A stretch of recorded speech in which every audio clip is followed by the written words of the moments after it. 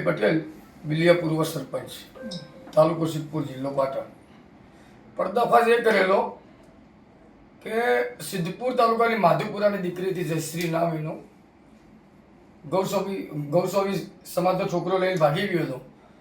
એના જે લગ્ન જે નોંધણી થઈ હતી, જે કંજીપાણી ગામ, જે પંચમહાલ જિલ્લામાં, જંબુગોડા તાલુકામાં, તેનો અમે જે ડોક્યુમેન્ટ એક જ દિવસે બધા અહીંયા લીધા ને એક જ દિવસે નોંધણી થઈ, એવો એક પ્રશ્ન હતો અમારા અધ્યક્ષ લાલજીભાઈ પટેલની ઓફિસમાં બેન જે ખુલાસો કરવામાં આવ્યો હતો અને એનો પર્દાફાશ કરવામાં આવ્યો હતો. તો હવે કઈ છોકરી અને છોકરો જે તારીખ 28/12/2025 રોજ જે જંબુગોડા પોલીસ સમક્ષ જે લોકો હાજર થયા છે, એમને એવો વિસ્ફોટ કર્યો હતો કે અમે કોઈ જગ્યાએ અમે લગ્ન નોંધણી કરવા જ્યાં નથી. અમે ઊંઝામાં બેહીને તમે લગ્ન નોંધણી કરાવી છે, સર્ટી પણ અમને ત્યાં મળ્યું છે. એ લોકોએ કબૂલાત કરી છે કે અમે કંજીપાણી ગામે નથી ગયા. પોલીસ સમક્ષ એવી કબૂલાત કરી છે અને ન્યૂઝપેપરમાં પણ આવ્યું હતું. ન્યૂઝપેપરમાં પણ અમને જાણવા મળ્યું કે ભાઈ આ લોકો છોકરા છોકરી આવી કબૂલાત કરી.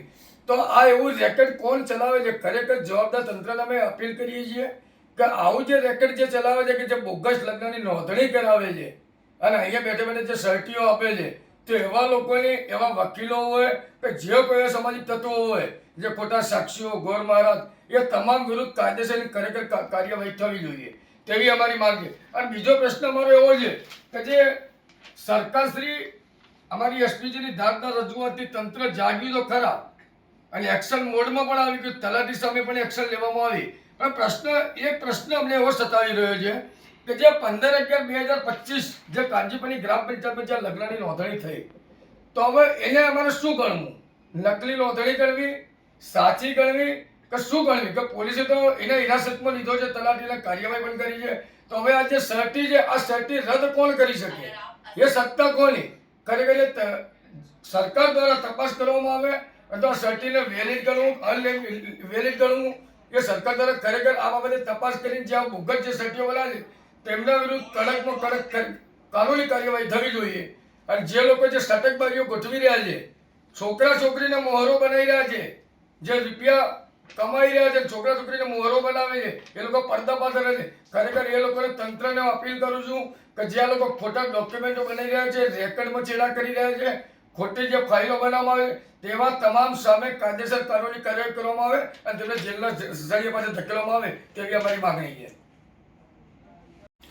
જો આજે આ કેસ છે, કેસની અંદર અમને એવું લાગે છે, કારણ કે છોકરા છોકરી પોતે જ્યારે એના પિતાએ ફરિયાદ પોલીસ સ્ટેશનમાં આપી, એટલે એમને પોલીસ સ્ટેશનની અંદર એવું દર્શાવવામાં આવ્યું છે કે અમે કંજીપાણી ગયા જ નથી.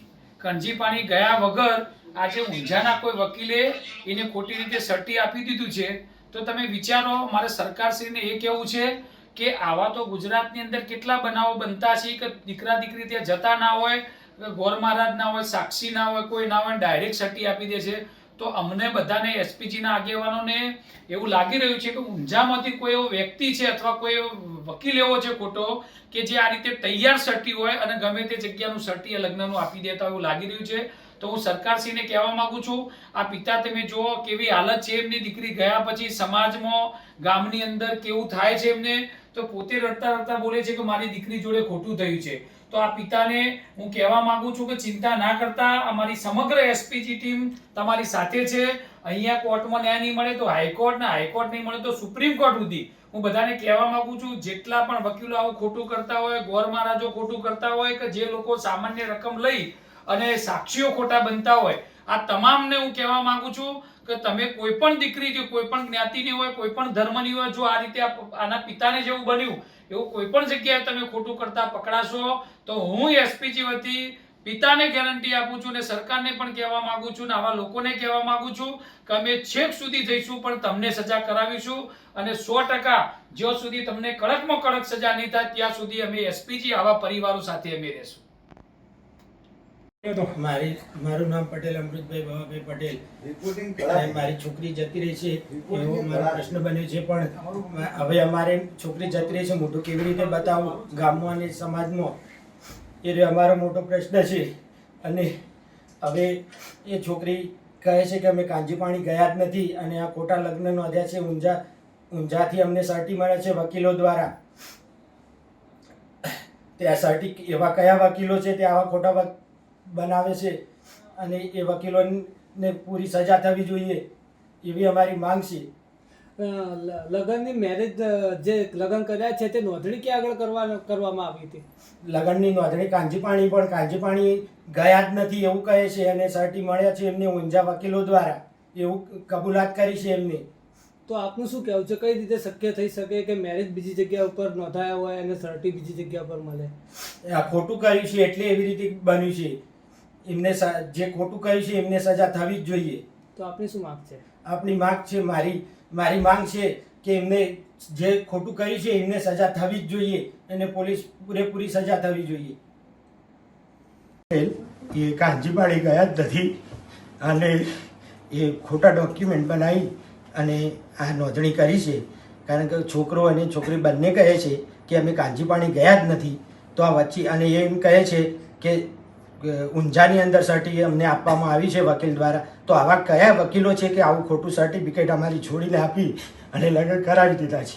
શું એક પિતા તરીકે જો આ રીતે બોગસ લગ્નની તમને ખબર પડી, હવે કબૂલાત પણ થઈ છે, તો આ પ્રકારે બોગસ લગ્ન થતા હોય તો એક પિતા તરીકે તમે કેવી લાગણી અનુભવી રહ્યા છો?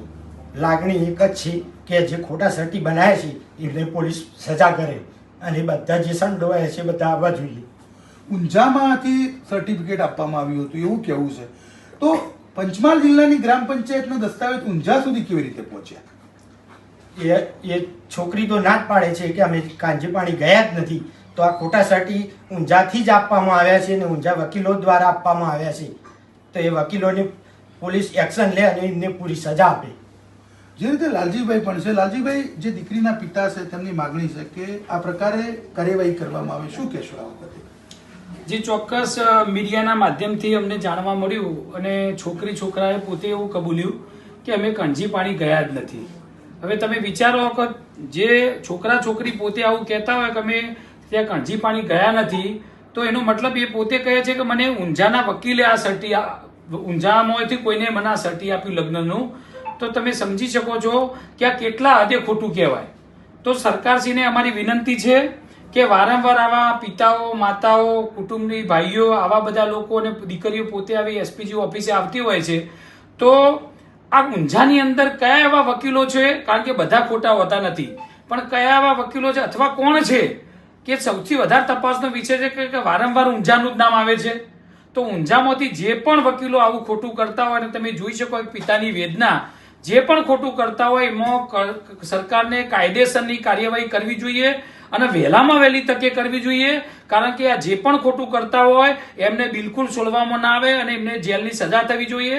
અને મીડિયાના માધ્યમથી હું કહેવા માંગુ છું કે આ પિતા જો આટલા દુઃખી હોય અને જે પણ ગુજરાતમાં આવા દુઃખી પરિવાર હોય એમને પણ હું કહેવા માંગુ છું કે આ જ્યાં સુધી ન્યાય નહીં મળે અને આવા ખોટા લગ્નો કરનારા અસામાજિક તત્વો જે પણ હશે, ચાહે વકીલ હોય, ગોર મહારાજ હોય કે સાક્ષીઓ હોય, આ તમામ લોકોને કડકમાં કડક સજા નહીં થાય ત્યાં સુધી હું મીડિયા સમક્ષ બધાને કહેવા માંગુ છું કે આવા આ પિતાને અમે જ્યાં સુધી ન્યાય મળે, ચાહે આ મહેસાણાની કોર્ટ હોય કે ચાહે હાઈકોર્ટ હોય કે ચાહે સુપ્રીમ કોર્ટ હોય, જો પણ જવું પડશે ત્યાં જઈશું અને આવા ખોટા લોકોને કડકમાં કડક સજા કરાવીશું એવું એસપીજી તરીકે હું વચન આપું છું. જે રીતે આપ પણ આ લગ્નમાં જે બોગસ લગ્ન થયા છે તેમાં તપાસ માટે ગામે ગામ જઈ રહ્યા છો, તમારા ધ્યાનમાં અત્યાર સુધી આવા કેટલા બોગસ લગ્ન આવ્યા છે?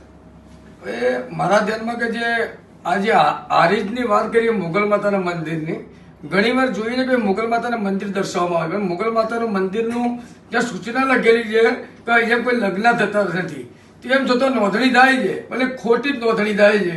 અને અમે અનેક જગ્યાએ જોઈએ કે જે સર્ટીઓ છે અમને અમુક જોઈએ કે ભાઈ આ મંદિર જે કંજીપાણીની જે વાત હતી કે રામજી મંદિરમાં લગ્ન કરાય, પણ કંજીપાણી ગામમાં રામજી મંદિર જ નહોતું.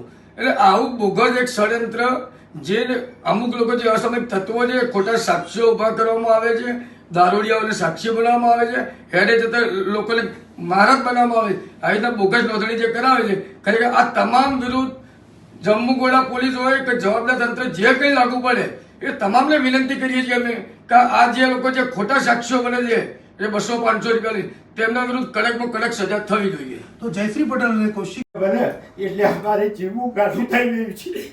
હવે અમારે ઊંધું કેવી રીતે દેખાડવું ગામમાં અને સમાજમાં, એટલે આ મારી છોડી પાછી આવે એટલા માટે અમે પ્રયત્ન કરીએ છીએ. પણ આ ખોટા લગ્ન બતાવે છે, આવા વકીલો અને અમારી છોડીઓને ફસાવે છે. તમે કેવી રીતે દીકરીને મોટી કરી હતી અને આમી જતી રહી તો શું થયું? અમે મોટી કરી, આવડી મોટી, અને એના લગ્ન પણ હતા, પણ હવે જતી રહી છે. તો અમારી વેદના એવી છે, અમે મોઢું ગામમાં અને સમાજમાં કેવી રીતે બતાવવું એ જ અમારી મોટી પરિસ્થિતિ થઈ ગઈ છે. હવે અમારે જીવવું કે મરવું એવી પરિસ્થિતિ ઊભી થઈ છે. જે રીતે પટેલ સમાજમાં દીકરાઓ અને દીકરીઓ મળતી નથી, બીજી બાજુ આ રીતે દીકરીઓ ભાગે, તમારા દીકરાના લગ્નનો સવાલ ઊભો થાય? દીકરાનો અમારો સવાલ ઊભો થાય છે કે હવે દીકરી જતી રહેશે તો અમારે છોકરાને કેવી રીતે પરણાવો એ જ મોટી ઉપાધિ થઈ છે. અમારા સમાજને એવું કહેવું છે કે દરેકની છોકરીઓને પેલું એ રાખવું ને કે આ રીતના છોકરીઓ ભાગી જશે.